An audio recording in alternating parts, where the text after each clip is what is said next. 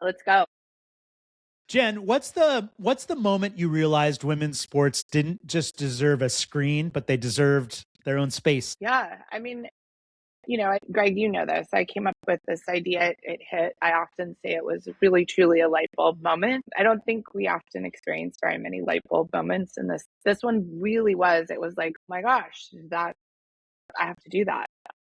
And that light bulb moment was, I wasn't able to watch women's sports, particularly a rain game, a couple of years ago, and I realized with a lot of clarity that nobody was playing these games. Nobody was playing women's games equally with men's. Couldn't really guarantee that a women's game would ever be on, let alone that somebody would play it even if you asked. Um, and the inequity and imbalance on that just didn't add up to my, how I experience women's sports. Women's sports are just technically fantastic and a lot of fun to watch, and we have amazing athletes, equal proportion to men, and but we're not playing them. And so when I hit on this idea to create Rough and Tumble, there was also a drive that I had to create space for women. And so it wasn't just about turning a TV on and making sure that there was a woman athlete on it, but it was also creating space for women to come together, for community to come together, whether they identify as women or not, to uplift women. And women are not given enough space. We don't get equal support. We don't get equal funding. We don't receive equal opportunity to men. And so it was like, wait a minute, I have this opportunity to create a space for all of us to experience women in their biggest, best selves. And so, when you look behind, I'm moving off the screen here. This place is huge. It's 4,000 square feet, and we routinely sit a seat 165 seats, but it can expand up to 200. And so, it's high ceilings and big windows, and just physically is a large space. And there's a lot of psychological bigness and emotional bigness that comes with that as well. And you really do see it when women walk into the space and they're like, whoa, it's not just a little small space. It was actually something big for all of us. And it feels extra special. Well, I'm glad you're talking about space because I was curious to know what you want people to feel the moment they walk into Rough and Tumble. Yeah. I want them to feel at home, truly. I mean, that's been a feeling that I think everybody resonates with here. So it's worked. And it takes a lot of engineering to get to that point. But I wanted people to feel there's a lot of people who, whether they are men, women, non binary, trans, how you identify gender wise, a lot of people are not particularly welcome in the sports bar environments. So the sports bar environments are historically really created to support men and men's sports. And within that, there's often some toxic traits that tend to come out. And I know most women that I know and most men that I know actually don't really love the environment, but they may really enjoy watching sports. And so I wanted to create a space where everybody felt super welcome and comfortable to come in here. I often talk about this being a third place. Um, so not your home, not your work, but the third place that you want to go. And that is something that a lot of people comment on without me soliciting that. So there's a sense of warmth and comfort and being seen and being fed, not just with food and drink, but also emotionally and psychologically that is very much part of the weft and weave of Rough and Tumble. So that it's that, and it's also physically walking into a space that feels comfortable. For women in particular, we have constant space in our mind that is taken up with physical safety, and I wanted that to really be mitigated when you were in here. So there's high ceilings, it's big windows, it's well lit. The bathrooms feel big and bright and clean. It feels good. And it also, I mean, I know I feel like this when I walk in here. I feel like I can stand up straight and like, oh, this space is, I'm not having to slot in or fit myself into or around someone or something else. I get to just be me in this space. So any and every time that we can help anybody feel like that is pretty awesome. So, when did you first sense that Rough and Tumble was going to be more than a bar, that it was going to be A community. the minute the idea hit. So well before she actually was built or, had a physical existence or the doors open. Women's sports in general and the fan base of women's sports are a really wonderful community. There's if you haven't seen it, there's a T-shirt that's gone viral by the brand Together with the X together. That's everyone watches women's sports, and it's a lot of times you'll be wandering around the country or on a plane or at a restaurant, and you'll see somebody wearing that shirt, and it's like, oh, you're my people. And that community is something that women's sports in general, regardless of the sport, has really done a really beautiful job of integrating into the culture of fandom. And I think in general, like just that sense of uplifting one another and creating space for one another and being super welcoming is something that's very intrinsic to women's sports in particular. So there was no question in my mind that that was going to translate into this space, especially if I could create a space that welcomed it, that was going to be the case.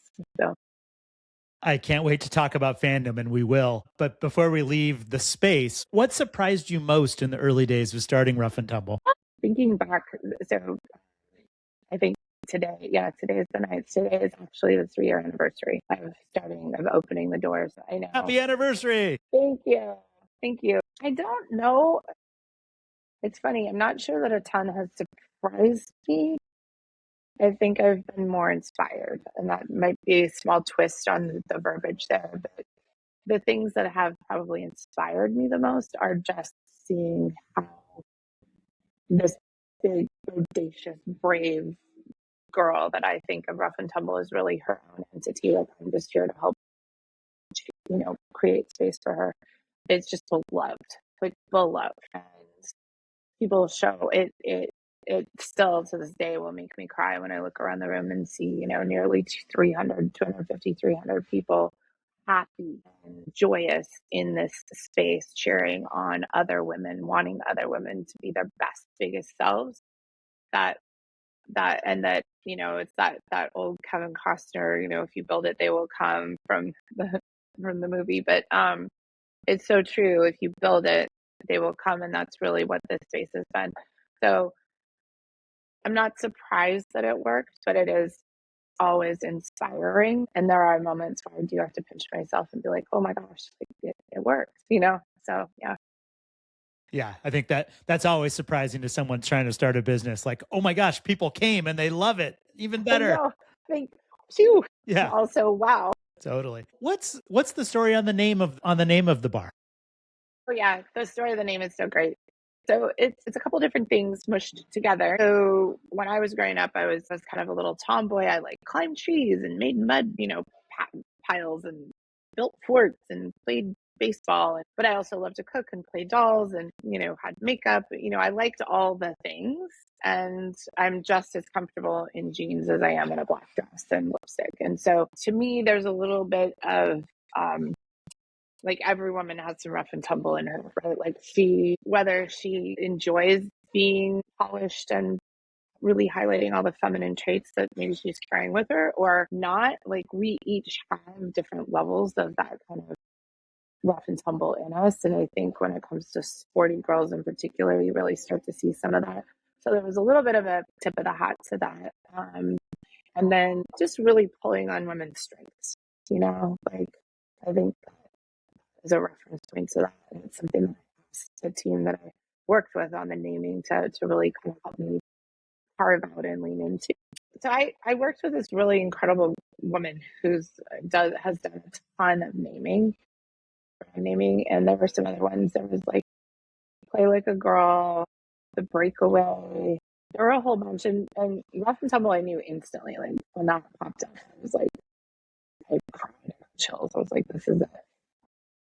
And I'll tell the other part, but the other ones, I mean, this was the lead from day one.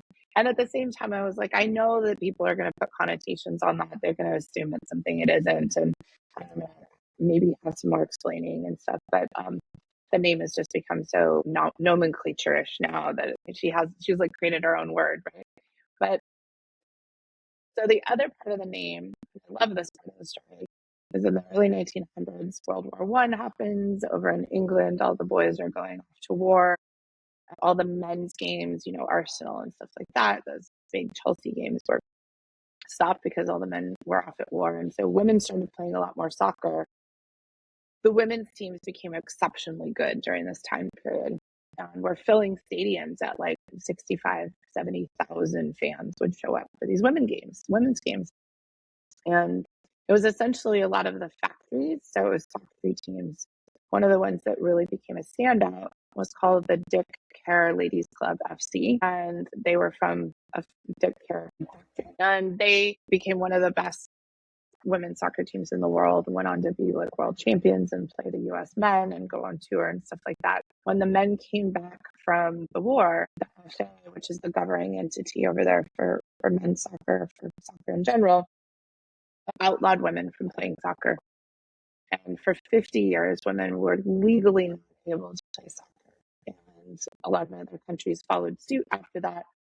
There are differing stories as to why, but the one that is historically proven is that they wanted men to reintegrate into society, and they wanted women to stop playing in order for that to happen. So Dick Care Ladies Club, there were a lot of women on that team that said, I'm not going to hang up my cleats. I'm going to keep playing. And they would keep playing on men's grounds, but were now men-only grounds and that kind of thing. And so I felt like that grit and that gumption, the courage to say no when they were told they couldn't do something that they were excelled at and should be able to continue to do, deserved honoring. And so that story, and they were, this is the other part, was they were derogatorily referred to as the rough girls. And so when we came upon that, and I had already been talking about being kind of a rough and tumble on the inside and stuff. So anyway, those are the story. I love that story. For me, it connects to a personal story about watching women's sports and really watching sports in general. I played soccer growing up, but didn't become a soccer fan until, I bet you can guess the moment, 99. Brandy Chastain hits the penalty kick, strips off her shirt and runs around in her sports bra. Iconic. And like, that team was just incredible. Like, and it made me a bigger fan of the sport. So here you are saying women like carried the mantle of maintaining that sport and, just got mocked for it. But, it's, I think a good example that gets to my next question, which is this connection between sport and culture, right? And how does representation in sports culture connect to representation in politics and civic life?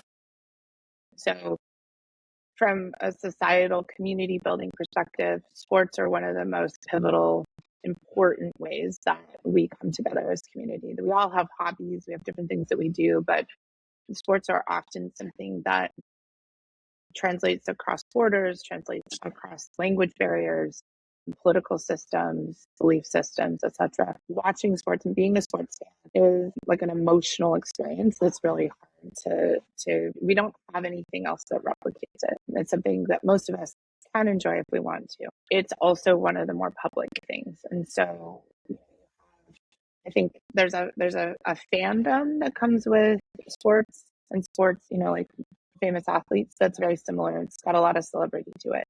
There's a lot of marketing that goes behind it. There's a lot of sponsor dollars that go behind it. And so, like the sponsor sports world is worth billions and billions and billions of dollars on a worldwide basis. Gender equity in sports is important from many, many perspectives. There's, we need to be watching women athletes, young boys and young girls who are coming up. They need to see women as leaders. If they don't see women in positions of leadership and strength and in equitable ways, they're not going to know that it's even possible. But when they see women athletes being strong and being leaders and being competitive and being coaches and officiants and athletes, it changes how we all perceive women in general. And what's really interesting is that there's a lot of data that's starting to come out around the fact that no matter what sport they're playing, women athletes are naturally perceived as a healthy level of strong. So not that and this is by moderate and conservative voting blocks as well. And so there's this moment that we have in medicine currently where women athletes have the opportunity to actually begin to shift political viewpoints, decision making, and voting, because we as a collective look at them as a positive strong versus potentially a strong that's considered bossy or shrill, or all of these terms that we hear associated with women who are speaking up.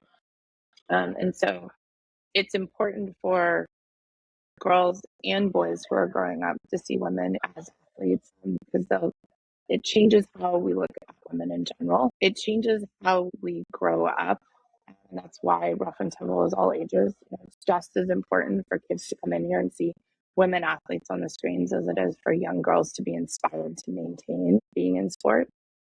And so, just like everything else, when it comes to having gender equity in positions of power and decision making, it's no different in sports than it is in the White House, than it is in the boardroom, than it is in Congress, or in the PTA. We are better when we're balanced and representing everybody's viewpoints.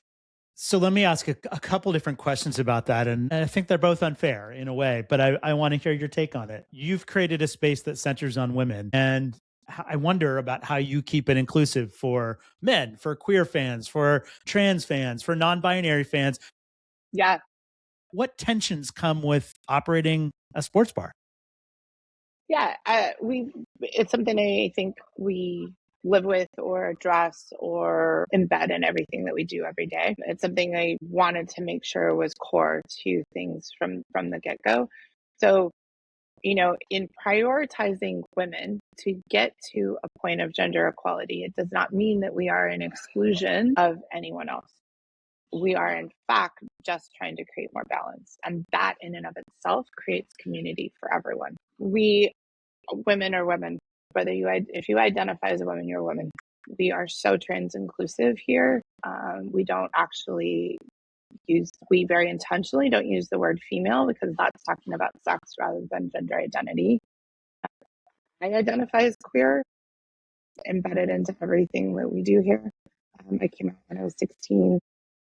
So it's queer owned. It's so queer inclusive. It's often spoken about and referred to as a lesbian bar, and I love that. It isn't, though. It is actually a space for everybody. So it is, but it is not that exclusively. And I think that's what's so great about it. I think, like I was kind of saying earlier, I think most human beings really enjoy spaces that are actually just made up like life is. This is just what life is out there. As a society, we have created men's sports. There are men who have been running media companies for a long time who are trying to see what TV is on behind us. It's so funny. It's not women's sports. It's just a great space to be in community and to watch sports. Yeah, it's just a great space. I mean, we play men's and women's sports equally 50% of the time. Right? And so if you're a long time, 49ers fan, and you come into town, you're going to be just as happy here as anywhere else. We have sisters, we have moms, we have aunts, we have grandmothers, we have best friends. We work in environments that are, a lot more balanced. We walk down the street, and that's all that we're doing. We have to work very hard to not be exclusive. And unfortunately, our world for a long time in the sports world has been exclusive. Sports have been built up, the sports industry has been built up and created to uplift men only. And the sports bar environment around that is working off of what's being fed to them. And when you have 85% of all content out there is men's sports coming at you, you have to work a lot harder to even access that 15%. So all we're doing is just engineering equality, and it's just going to take a while to actually see what that engineering of equality that we do every day here looks like out in the rest of the world. So it's really important, and everybody is very welcome here. You do feel it when you're here. You don't feel excluded.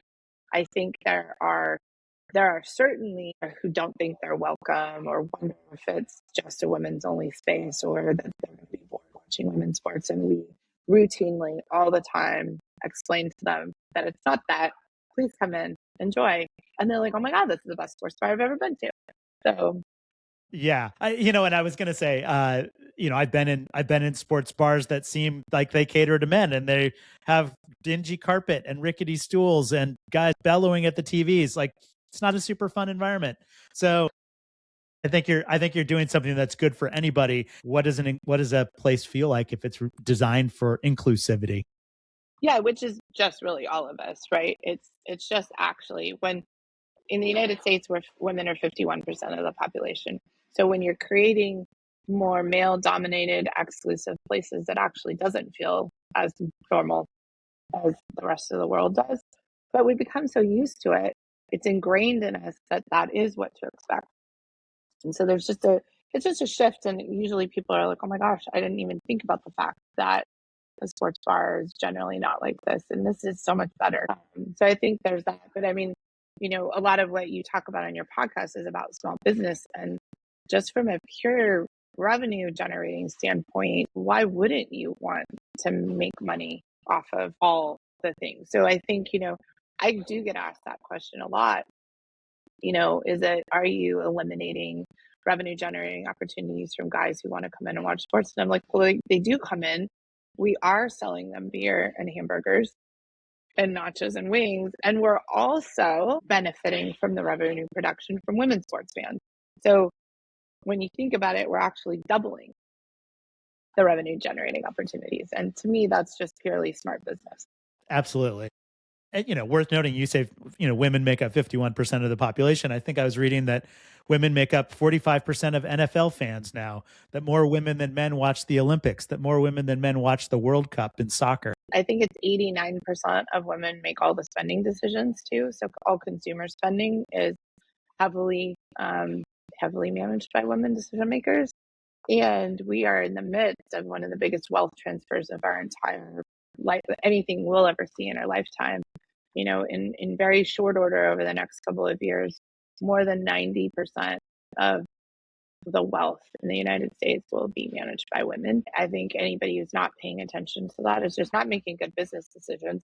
But when it comes down to it, I think any business that's actually representing and speaking to and creating business and revenue generating opportunities for all of us is just really going to do better. So serving women makes sense. Operating inclusively is good business. Let me ask, there's another side to that point, Jen, though, which is whether you ever worry that you're being asked to carry the women's sports movement in a way that's not fair to a small business. We are carrying a lot. I mean, I know that I personally feel like the mantle that I've chosen to pick up, it is a lot heavier of a mantle than I wish it were at times, but it's not something that I dislike. It is a lot more work than I think anybody might imagine. I often talk about the fact that like if sports bar ABC down the street, didn't make it for whatever reason or passed away, if you will, it's not going to affect how well the Mariners or the Seahawks or the Sounders or the Yankees or whoever do, right? Now, if Rough and Tumble doesn't make it at some point, it's going to have a significant impact and conversation at an international level in women's sports because Rough and Tumble is a very key component of the flywheel that is women's sports. So we serve as a hype mobile. We serve as, merch provider. We sell merch for teams that is often inaccessible any other way. We serve as a media platform. We serve as a fan base growth mobile, right? Like we are teaching people about a sport they may not have watched before. We are building excitement. We are, the number of season ticket holders that the Reign grew over the first year that we opened was a lot. I wish we still had the numbers. I wish we had like a direct link from here to there, but we helped fill the stadium actively. It was something that I sat and had conversations with the Reign about, and we watched it change over that first year. When I opened Rough and Tumble, there was one or two places around the state that were sometimes playing rain, and but it was like they played some rain games. It was great. We love them. They're awesome. And it wasn't as much of an intentional space build as Rough Tumble is. The first fall, so I opened in December, and the first postseason for the NWSL was in late 2023. There were upwards of 50 watch parties for the rain around Washington State, because Rough and Tumble had proven that women and women's sports fans turn out for these games. And so, you know, it's it is a huge responsibility. It's a responsibility that is not, Rough and Tumble serves as like the brick and mortar access points for being a fan of women's sports, but it is so much more than that. It's a community builder. It's all the things that I just said, and because of that, we actually are, we are experts in the field of women's sports. People travel from around the world to come here, and if she doesn't make it, or if we don't execute in our best possible authentic way, the risk is that it sort of feeds that incorrect conversation point that like nobody watches women's sports, which is, most people realize is not true. But we don't want to add any fuel to that. So it does feel like a huge mantle. Is it fair? I don't know if there's anything fair and unfair about it. I think I'm honored to be part of a long, long line of women who have been lifting up a lot more than I am today. And, just when I think about the team members here who I couldn't do this. This is a whole group of us. Every single person on this team is doing the same damn thing that I am. And it takes a lot of us. And it's, even on the hard days, we're all like, but for women, this is for women's sports. This is for women, and we're making the world a little better. So it's a good question. Well, and let's talk some more about the load, because hey, you just highlighted that you're 3 years into having launched your small business, and I think a lot of small business owners would probably say, "Okay, I'm starting to get it. It's working. People are coming. Let me coast for a minute and catch my breath." That's not what you did, Jen. You decided to open a second bar. Can you talk me through that decision? Yeah. To me, I think it connects to what we were just talking about. To me, it's a logical step if what you're doing is trying to build a movement around women's sports. Yeah, it is. So since the very beginning, since before the doors were even open, I knew that I wanted to grow Rough and Tumble into something that had multiple locations and was offering even more opportunities to remove barriers to access of watching women's sports. Because, and I'll circle back to what you were saying, but it is really what we do is a service, frankly, because right now many of the sports that are played by women, that are being filmed, that are being produced for television or streaming, are not available on regular cable. So when you grab your remote and turn something on, you're still being fed primarily men's sports. And it takes a lot of work to have all of the streaming applications that many of these sports are landing on. And most people don't have the financial ability or access to be able to stream as many as it takes to watch the games that you want to watch. So we do that. We take that on. We have an ostentatious cable and streaming bill every year. I mean, we're just for this location, we're at about $35,000 a year, which is a lot. This is the sound of my mouth dropping open. Yes, right. So, but you can't become a fan of, League One volleyball if you don't get to watch it. But when you watch it, you're like, all of a sudden you're a fan. So that's when I talk about building a fan base, that is what we're doing. We're literally making sure that you can see the game so that you can become a fan, so that you can then follow the players, so you can buy the merch, so that you can make sure that, you watch more games, so that then more games get programs. Nielsen ratings and clicks and all of that are tracked. And so the more we watch, the more everything grows, right? We're busy often and most of the time. And there's a huge market for this. We also in Seattle have, we don't have transit, we don't have light rail that runs everywhere. And so sometimes if you're driving or catching a bus from one neighborhood to another, depending on where, it can be 45, 50-minute drive. So it's a big city, and we are the capital. I always talk about this. We're the capital of women's sports. So we have a lot of women's sports fans that like literally we weren't able to serve So the second location is in Columbia City, and we just opened this weekend. And it's already full. It's been full all weekend. It's wonderful. But it's, we have a built-in fan base who's been coming all the way to Ballard for the last 3 years for, 45, 60-minute drives. And so they don't have to do that now. So, I think it's also just from a proof of concept perspective, if what I'm doing with Rough and Tumble can be executed at the same level and do well at another location in the same city, then it's a something's going well. We're doing something right for sure. Could we talk about, in winemaking, they talk about provenance, right? Like the terroir, how does the soil and the landscape influence the wine? Why did Rough and Tumble come into existence in Seattle? Why, the other sort of pioneer in this is Sports Bra, the women's sports bar in Portland. Why is the Northwest? Why is the West Coast making these breakthroughs for women's sports and women's sports fandom? Yeah.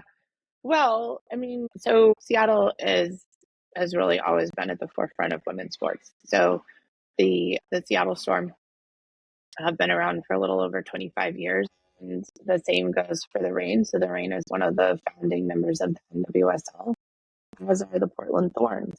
The NWSL is seeing tremendous growth. We also have D1 and D3, stellar athletic schools here in Seattle. And so we've been a hub for just a very, very, very long time on women's sports. So now what we're experiencing is this like third and fourth generation of women's sports fans, because they've grown up going to the Storm, going to the Reign, going to UW basketball. And so we're really starting to see this thing kind of take off, which is fantastic. It's a little bit of a bummer that it's taken so long, but that's not a Seattle thing. That is more of a national thing. In addition to the WNBA, we had one of the first and only ABL teams, which is pre-WNBA professional basketball.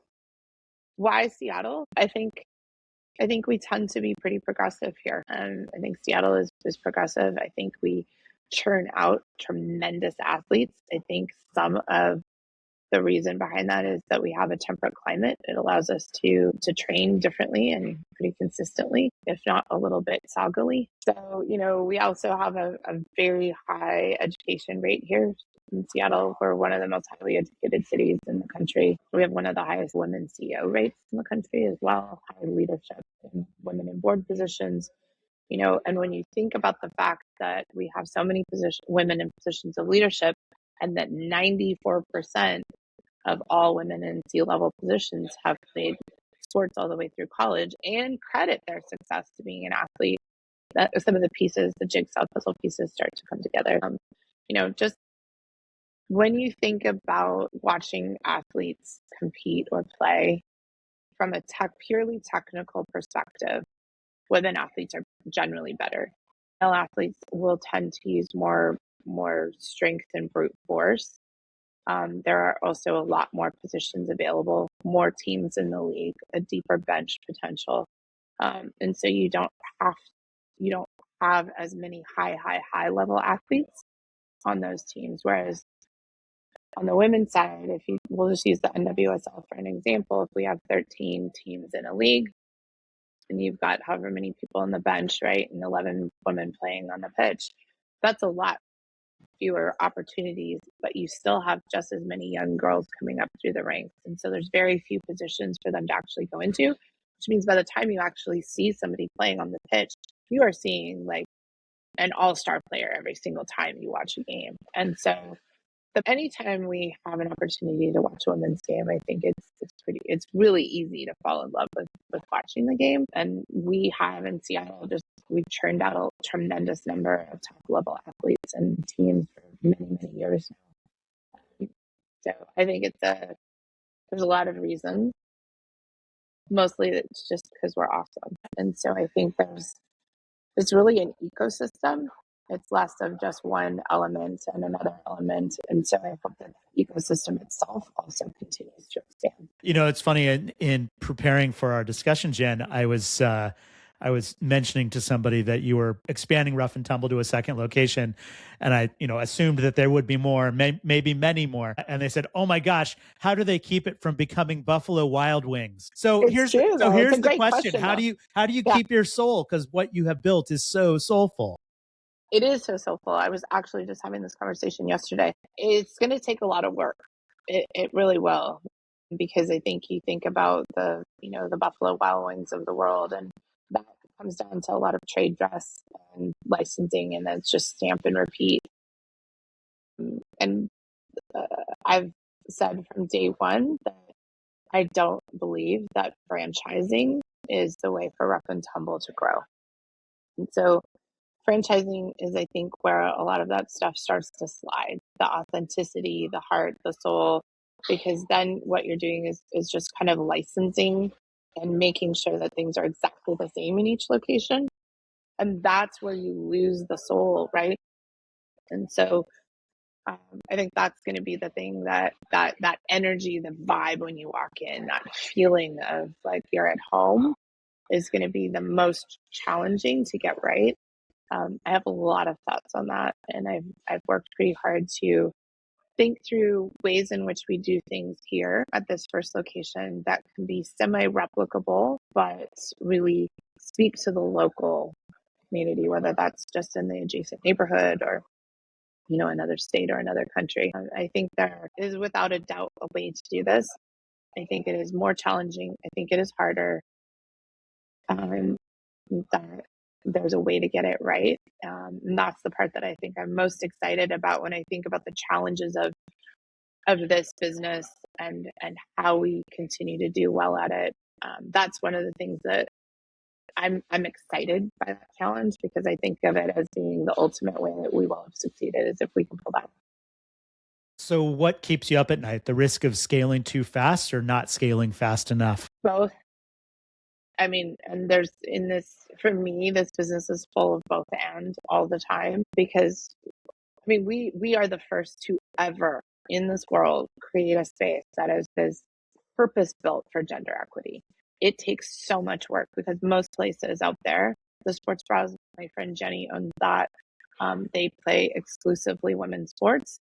They are going down a franchise model and looking to open a couple of others in the next year. And it's not easy to do either one of these things, but and then I think about the sports bars down the street here that are primarily just playing men's sports or turning on cable because it's there on TV. And we're doing something that is just genuinely really hard, because we are tracking all men's sports and all women's sports and then curating that content into the most exciting, most followed, most interesting program every single day. And we are open 363 days a year. So that is an intense amount of work just on its own. That can be in and of itself extremely challenging when I think about, and so then am I like, do I scale too fast? Not scaling fast enough on that front is an interesting conversation. Just purely the organizational programming, content production, operations on a day-to-day basis. How do you manage all of that and keep up with it? And then on the sort of the more of the ecosystem of women's sports, the industry sector is changing so rapidly right now. We are starting to see infusion of advertising, sponsor dollars, equity investment, that kind of thing, and sports are starting to take off. More media is being shown. When I opened Rough and Tumble 3 years ago, 3 to 5% of all sports media was what women's sports had. So 96% of everything, written content, TV content, digital streaming, what you saw on your phone and social media, 96% was men's sports. That's shifted in 3 years. We're at about 15% now for women's sports. And we're projected to be around 20 to 22. The latest numbers will come out next year. So we're getting there. It is shifting. But when you think of that very compressed timeline, I mean, most of that shift has happened in the last year and a half. So to increase by 15, percentage points in that period of time, or take a step back and start doing some mathing on that, and it's a vast difference. And in order to kind of contemplate that difference, you start to think about how much would have shifted along the way. that's more leagues opening up, more teams being added to those leagues, more sponsorship dollars and partnership deals. And it all starts to compound one on the other. When that happens, that means the industry sector is shifting at lightning speed. It's very hard to monitor, track, stay not just like aligned with, but ahead of. And so thinking about how a place like Rough and Tumble or business like Rough and Tumble fits into that ecosystem and stays relevant and interesting and feeding people's needs and is probably the thing that I spend more time thinking about than anything else. And not so much from a how do I stay successful perspective, but how do we continue to meet the needs of our customer base, of our fan base, of what women's sports fans are looking for, seeking. How is that demographic changing? What are they asking for? How do we make sure that we're feeding them? And at the same time, how do we continue to remain awesome partners for the leagues, the teams, the retail, companies that we work with and partner with all the time, because we offer a service and something that they are seeking, and we want to make sure that we're staying on the forefront for those things. So I think it's a little of both. Yeah. I mean, what I hear you saying, and I'm going to reference a friend of mine who, by the way, is a big Seattle Storm fan. He used to talk about, are we taking a bigger slice of the pie, or are we embiggening the pie? And what I watch happening with sport, I like that. What I watch happening with sports is both, right? Yeah, the pie is getting way absolutely. bigger. It continues to be the live event that all of us want to gather around and watch at the same time. And women's sports are taking a bigger and bigger and bigger slice. Well, why? Because there are a lot of women, a lot of people on the planet who weren't well served by the sports Yes. offerings that were out there. Yeah. So yeah, I mean, you're getting at the question I'd ask, which is, what is the role for Rough and Tumble and for anyone who's creating in-person experiences associated with the rise, and both supporting the rise of women's sports, but also taking advantage of that rise. What are the opportunities going to be in the next 5 to 10 years? Yeah. I mean, it's so true. And women's sports fans, especially the millennials that are coming up, which is a significant portion, if the majority portion of the fan base, and where a lot of growth is going, they're very experience oriented. They're very community oriented. There's a lot of data to support this, that they want to go places where they have an experience. It's not just showing up to spend money on beer and food. They want to go where their friends are going to be, where they have memory. It's Instagrammable. They can talk about it. They are building a thicker, deeper, richer community life experience, and they're demanding that we all change to fit that, and it's awesome. And so I think Rough and Tumble really leans into that naturally. We don't have to do a lot. We are programming for simply turning on women's sports. It's not that simple. It's actually pretty hard to do, but that in and of itself. And then of course, like trivia nights and drag bingo and watch parties for Love Island and craft night, and these are things that we ask us to provide, and so it's a lot of fun to actually pull it all together too. But there's a lot that's going to change in the next 5 years, and I'm really excited. I think Rough and Tumble is in the right place at the right time. I mean, I remember getting ready to open, and I knew that if I waited 6 more months, we were going to be behind the 8 ball. And if I could have gotten open another 3 to 4 months earlier, I would have been a little happier. But this is, I think I'm one of those people who says everything happens for a reason. It happens the way it's supposed to. I also subscribe to the idea that things happen for a reason, and yet it's fun to speculate about what could happen in the future. And this is, Jen, this is the show of West Coast what if questions. So yeah, I've got a rapid fire set of what if questions. Hit me back with your rapid fire answers. So what if somewhere in the Cascades or Sierras you could make Mount Rushmore for women's sports? Who would you include? Oh my gosh. Well, Megan Rapinoe has to go there. Absolutely. Diana Taurasi, Sue Bird. Oh my gosh. I'm going with all locals. No, I'm going to add in more locals. Simone Biles, Sabrina Williams. Is that 5? The list is too long. Billie Jean King, Michelle Akers. We're going to need more mountain is what you're telling me. Yeah. Could we do we need the Olympics and the Cascades. Okay, perfect. Okay, so what if there was a women's sports bar in every stadium district in the West Coast? Yeah, it just literally runs right out in front here too. It's pretty funny. It'd be awesome. I mean, why not? Why? I mean, there's sports bars in every stadium district, and they should all be for all. Nice. What if ESPN, Amazon, Fox, the sports networks mainstreamed women's sports and delivered true primetime parity? It would absolutely change everything how we digest women's sports would shift. It would grow the fan base and the leagues at a much faster rate. Nice. What if you could wave a magic wand and make the West Coast a dramatically better place for women athletes and women who love sports? I would do it in a heartbeat. What would you do aside from What open would I more do? rough and tumbles?